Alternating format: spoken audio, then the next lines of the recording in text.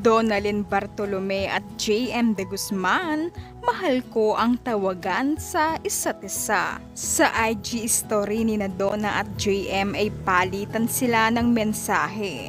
Natanong kasi ni Donna kung i-upload na ba ang vlog nila mamaya.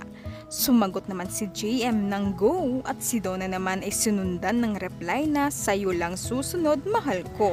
At si JM naman ay nireplyan muli si Donna ng mahal kita, mahal ko.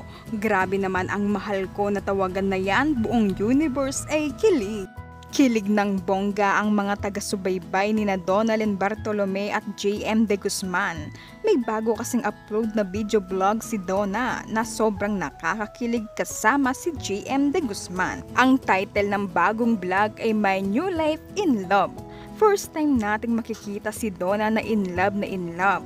Ganun palang ma-in love si Donna, ang cute palang ma-in love. Paano naman kasi mga ka-stars ang sweet ni GM? Sinundan niya si Donna sa Korea para sorpresahin ang kanyang nobya. Nakakakilig ang dalawa, lalo na si Donna.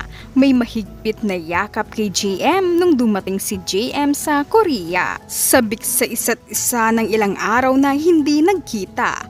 Hug and kiss ang ibinigay ni Donna kay JM. At dito naman lambingan kahit nasa daan. Nagyakapan sina Donna at JM, ang sweet lang nilang tignan. Ito pa ang nakakakilig, nang humiling ng kiss si Donna.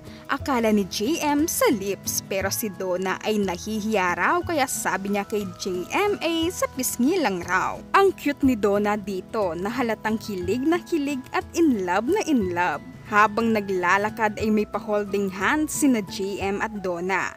Grabe talaga, ayaw nang bitawan ang isa't isa, forever na raw silang dalawa. At dito naman ay napakatagal ng halik ni JM kay Donna.